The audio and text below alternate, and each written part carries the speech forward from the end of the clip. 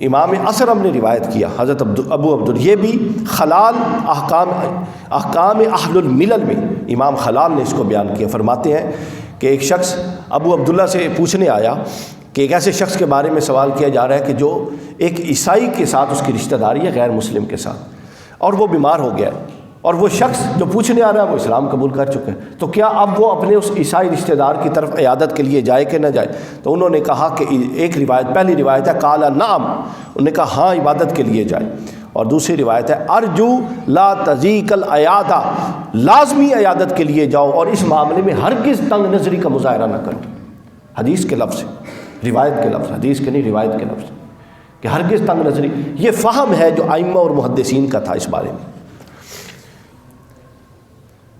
پھر اسی طرح جب ان سے پوچھا گیا کہ آپ یہ کس بنیاد پر اجازت دے رہے ہیں ابن قیم سے، تو ابن قیم نے کہا اے شخص، کیا تجھے وہ یہودی کے لڑکے کی روایت نہیں یاد کہ جب وہ بیمار تھا تو حضور خود اس کے گھر میں گئے، اس کو دعوت دی، اور وہ شخص ایسا تھا جو مسجد نبوی میں آ کر حضور کی خدمت کرتا تھا، یعنی وہ مسجد نبوی میں آ کے خدمت بھی کرتا تھا، اس یہودی کے پاس حضور عیادت کے لیے بھی گئے، اس کو دعوت بھی دی، اللہ نے اس کو ہدایت بھی دے دی. اور اس سے آگے بڑھ کے امام ابن قیم نے بیان کیا کہ اس سے بڑی دلیل یہ ہے کہ کافر و مشرک تو ہو گئے، حضور علیہ السلام کئی دفعہ رئیس المنافقین عبداللہ بن ابی جب بیمار ہوتا تو اس کی عیادت کے لیے بھی تشریف لے جاتے. یہ اسلامک مینرز ہے، یہ اسلامک مینرز ہے، یعنی ہر شے کے دل کے اندر داخل ہو کے ہم نے خود دیکھنے کا ٹھیکہ نہیں لینا، یہ اسلامک مینرز ہے. آخری بات، ہمارے ہاں ایک مکتب فکر کا بندہ شاہ صاحب دوسرے مکتب فکر میں آ جائے جنازہ پڑھنے تو اس کا نکاح توڑ دیتے ہیں. حضور صلی اللہ علیہ وسلم نے فرمایا قال محمد بن موسیٰ قلت لأبی عبداللہ یشیع المسلم جنازۃ المشرک، کیا مسلمان مشرک کے جنازے میں جا سکتا ہے؟ اہل کتاب کی بات نہیں کر رہا، خود سمجھ جائیں اس حکم سے کہ اہل کتاب کے لیے لازماً نرمی ہوگی. مشرک کے جا سکتا ہے؟ قال نعم، انہوں نے کہا ہاں جا سکتا ہے. مسند احمد بن حنبل حدیث نمبر 21806 حضور شیخ الاسلام نے بیان کیا ہوا ہے. مسلم کافر کے جنازے میں شرکت، اس کے ساتھ چل کے جانا. پھر آگے فرمایا وقال محمد بن الحسن بن ہارون قیل لأبی عبداللہ ویشہد جنازہ، کہ کیا مشرک کے جنازے میں جا سکتا ہے؟ انہوں نے کہا ہاں کیوں نہیں جا سکتا. انہوں نے کہا کیسے آپ یہ کہہ رہے ہیں؟ یہ ان کا اسلوب تھا، پھر وہ دلیل مانگتے تھے. انہوں نے کہا ایسے کہ حارث بن ابی ربی نے کیا تھا کہ وہ مسلمان تھے اور ان کی والدہ مشرک تھیں، حضور نے خود اجازت دی تھی کہ وہ جا سکتے ہیں نماز جنازہ کے ساتھ. پھر آگے کئی روایتیں ہیں. ایک شخص کا جاننے والا تھا، دوست تھا، وہ کا مشرک تھا، مر گیا، وہ کسی صحابی کے پاس آیا کہ میں کیسے جاؤں اس کے جنازے میں؟ انہوں نے کہا کہ سواری پر سوار ہو کے ایک روایت میں اس کے آگے چلو، ایک روایت میں اس کے پیچھے چلو. تو یعنی اس طرح کی تنگ نظری نہیں ہے ان معاملات میں. امام خلال نے روایت کی، عبداللہ بن کعب بن مالک سے روایت فرماتے ہیں کہ انہوں نے کہا قیس بن شمائل حضور کی خدمت میں حاضر ہوئے اور عرض کیا میری ماں نصرانی ہے، وہ فوت ہو گئی ہے. تو قیس بن شماس نے کہا، ان کی خواہش تھی کہ والدہ کے جنازے میں شریک ہو، تو حضور نے فرمایا اپنی سواری پر سوار ہو جاؤ اور اس کے آگے آگے چلو تاکہ نمائندگی ہو کہ تمہاری ماں ہے. پھر دوسری روایت میں ابن قیم نے احکام اہل الذمہ میں نقل کیا کہ اگر کوئی رشتہ دار فوت ہو جائے تو وہ قطع نظر وہ کس مذہب اور مسلک کا ہے، اس کو لحد میں اتارنے تک تمہارے حقوق اس کے ذمے پر ہیں. آگے پھر ہے اس کا ماں باپ ہو، قریبی رشتہ دار ہو تو ظاہر ہے اس کا حق تھوڑا بڑھ جاتا ہے. آگے سعید بن جبیر سے روایت، یہ بھی امام خلال نے احکام اہل الملل میں بیان کیا.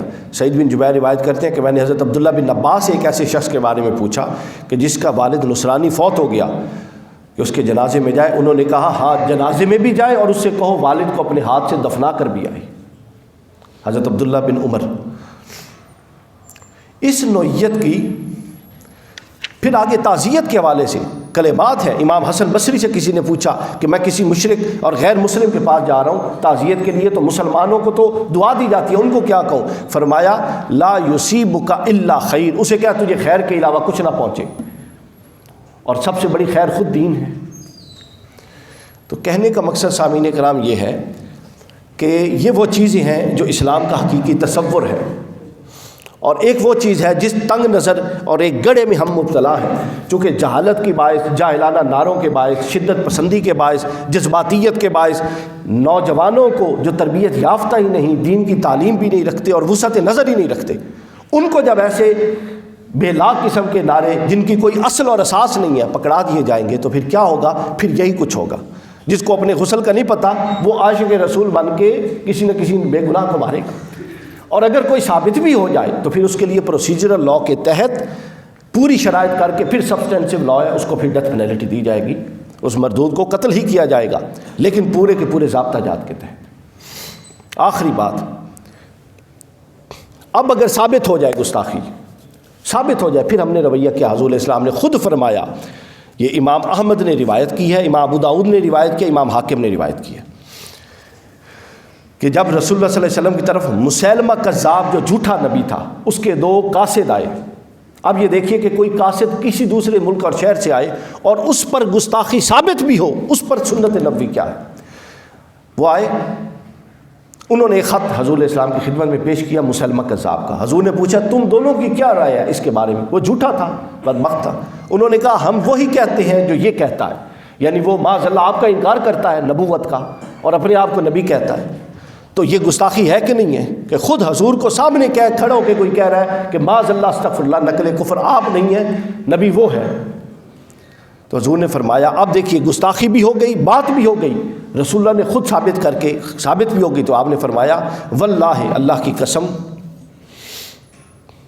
قالا للرسولین، ان دونوں قاصدوں سے حضور نے کہا، فما تقولان انتم، تم کیا کہتے ہو؟ انہوں نے کہا جی یہی ہے جو ہم کہتے ہیں۔ انہوں نے کہا فقال رسول اللہ واللہ لولا ان الرسول لا تقتلوا لضربت، اللہ کی قسم اگر تم دونوں قاصد نہ ہوتے اور یا مہمان نہ ہوتے تو میں تم دونوں کو قتل کروا دیتا۔ آپ سمجھیے گا، یعنی اب قتل کا اختیار تو اسٹیٹ اور ریاست کے پاس ہے، حضور علیہ السلام وہاں اسٹیٹ بھی اور ریاست کے سربراہ کے طور پہ بھی موجود ہیں اور نبی کے طور پہ بھی موجود ہیں، یعنی یہ ساری حیثیتیں جمع ہے، ایک مقدمہ بھی ثابت ہو گیا، اس کے باوجود آپ نے فرمایا کہ اس حیثیت کا جو قاصد ہونے کی حیثیت ہے اس حیثیت سے میں اس سزا کو مؤخر کرتا ہوں اس کے احترام میں۔ کیوں؟ چونکہ اس اسلام کا میسج، اسلام ایک متمدن دین ہے، پھیلانے والا دین ہے، تمدن پسند ہے، یہ چاہتا ہے کہ اس کا پیغام لوگوں تک جائے، لوگ مل جل کے رہیں، معاشرے والا دین ہے۔ تو ایک اتنی بڑی سیکریفائس کر دی کس کے لیے؟ ایک پازیٹیو میسج کے لیے اور اپنی حقیقی تعلیمات کے ابلاغ کے لیے، کہ سمجھ آ جائے کہ مسلمان جو ہے وہ قاصدین کا اور جو پیغام رساں ہوتے ہیں ان کا کس حد تک احترام کرتا ہے۔ تو یہ سامعین کرام اسلام کی حقیقی تعلیمات ہیں، اپنے آپ کو شعوری طور پہ گرو کریں، یہ جذباتیت کا دور نہیں ہے کہ آپ جذباتیت میں بہہ کے کوئی کام کریں اور وہ پھر جسٹیفائڈ ہو، اس سے نقصان زیادہ اور خیر کے امکانات کم ہیں۔ تو اللہ رب العزت ہمارے ہاتھ پہ لطف و کرم فرمائے، وما علینا الا البلاغ۔